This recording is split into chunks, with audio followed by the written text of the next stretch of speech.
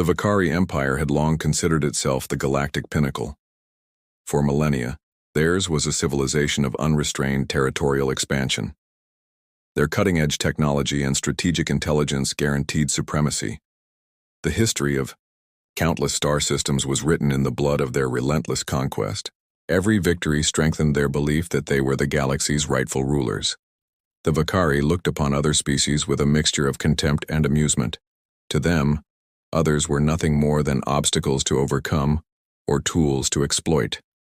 Their technological superiority was unmatched. Their fleets were vast and fearsome.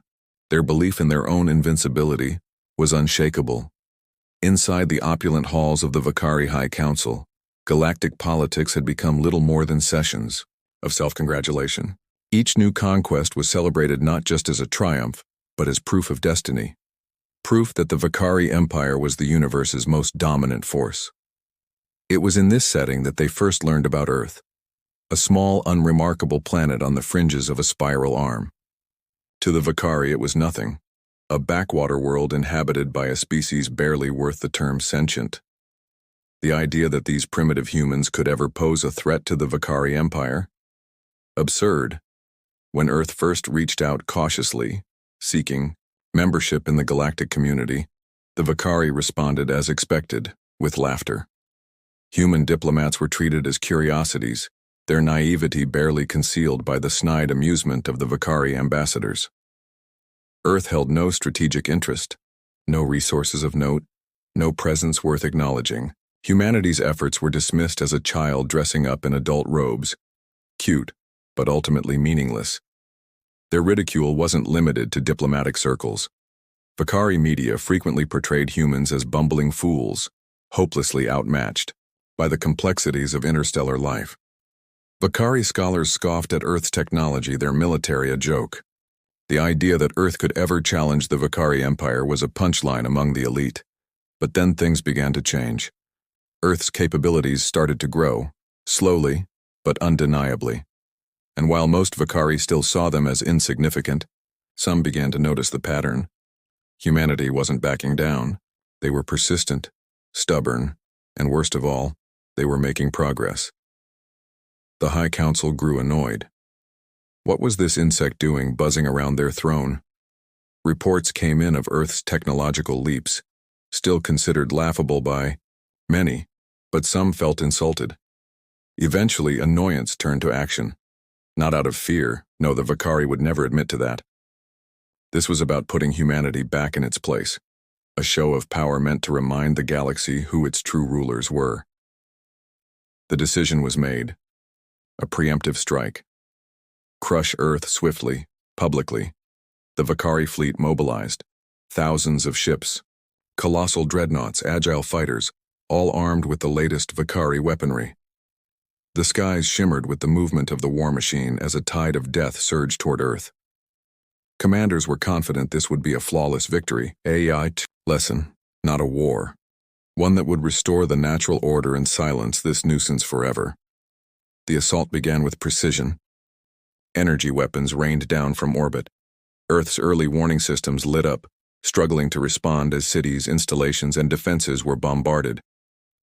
Vakari commanders smiled, until something changed. Earth's defenses, though initially overwhelmed, began to adapt. Shield systems that shouldn't have existed withstood the next waves. Countermeasures activated, ones that shouldn't have been possible. Vakari ships began missing targets. Sensor glitches appeared. Entire strike groups lost track of their objectives. Then ships started disappearing. At first, the Vakari dismissed it as technical error, minor glitches. But the anomalies spread. Targeting systems failed. Communications dropped. Ships vanished from sensors, only to reappear, or not at all. Confusion grew. It seemed as though the battlefield itself was slipping out of their control. And then came the worst revelation of all. Humanity had been preparing for this. Earth's counterattack was surgical. Human vessels appeared where no ship should be, as if space itself bent to their will.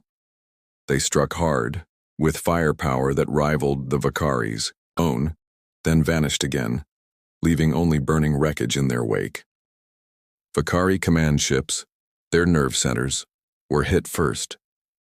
Communication relays destroyed. Tactical coordination collapsed. Panic spread. This wasn't the pathetic skirmish they had expected. This was a coordinated, intelligent assault. And, worse, it was effective. Vakari pride cracked. Their strategies failed. Their weapons were neutralized. Human ships teleported, outmaneuvered, and overwhelmed them at every turn. Attempts to regroup failed. Orders couldn't get through. Squadrons were swallowed by shadows. Entire fleets disappeared without a trace. What had begun as a glorious reminder of Vakari superiority had become a nightmare. The humans were winning. The Vakari, once so certain of their place at the top, were now faced with a horrifying truth. They had underestimated their enemy, grossly, fatally. And now they were beginning to realize the humans had never been the underdogs. They were the storm, and it had only just begun. The humans overpowered the oddities. They had the power to teleport, a terrifying advantage during a conflict that had at first started out so confidently, but now that power was getting out of hand. The leaders of Vakari were struggling to understand the truth of what they were dealing with, a bewildering, escalating threat. And the anxiety only grew as the Vakari fleet continued to expand. But the human attacks never stopped. Each attack, using teleportation, was more destructive than the last. Methodically, the humans were dismantling Vakari's combat capabilities. Backline ships, once the pride of the Vakari Navy, were now nothing but smoldering debris drifting in the emptiness where their warships once ruled. In the midst of combat, the humans, once dismissed as a primitive species by the Vakari, were proving themselves to be an unmatched force. The inventiveness and precision the Vakari prided themselves on meant nothing now. Their fleet disorganized, command channels overrun with frantic pleas for directives, leadership paralyzed. They had orders to maintain the line, but how do you hold a line against an enemy who refuses to play by the rules? The Vakari had always taken pride in their strategic brilliance, but now every single strategy was made obsolete, undone by a people they had underestimated. The use of teleportation in combat was decisive, and time after time humanity exploited it. The Vakari fleet, once a symbol of their empire's power, was being taken apart piece by piece. Humanity struck with cold precision, targeting Vakari vulnerabilities with terrifying accuracy. Each blow left only devastation in its wake. The Vakari, who had once viewed this conflict as a formality, now fought desperately just to survive. They were up against a foe who seemed to anticipate their every move. Human teleportation had erased any possibility of unified defense. The proud Vakari fleet was now a hollow shadow of itself, forces scattered, leadership crumbling. And the contrast was growing sharper by the moment. Human self-assurance grew stronger with each success. Their strategies worked, and the Vakari could no longer pretend to be in control. That realization, that they weren't in charge anymore, that was the bitterest pill of all. The arrogance that had blinded them had also buried them. The humans, those supposedly inferior beings, had turned the tide with one devastating move, exposing a level of strategic sophistication the Vakari had never expected. The war was no longer about dominance. Now it was about survival, and humans weren't just defending Earth, they were taking the battle straight to the Vakari. There would be no revenge for the once mighty Vakari fleet, because the lesson they intended to teach humanity was now being taught to them. They had underestimated an enemy at every turn, and as the last strands of reality slipped from the Vakari's grip, they were forced to see the truth. They were the hunters.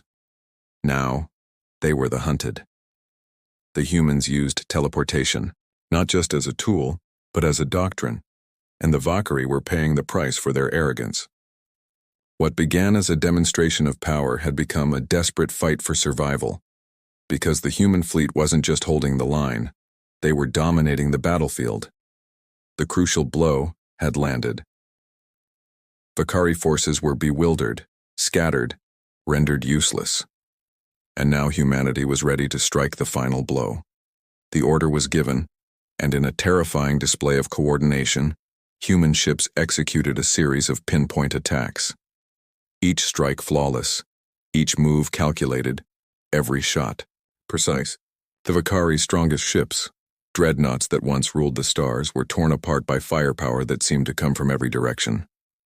Those who once mocked humanity's potential were now witnessing the raw, unstoppable force of their power. The Vakari command was thrown into chaos.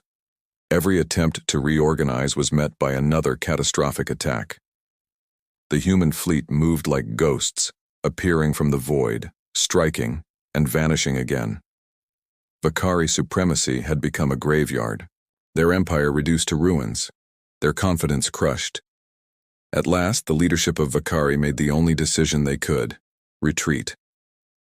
What remained of the once mighty fleet began to flee, desperate to escape the relentless human assault. But even retreat wasn't easy. The human fleet pressed,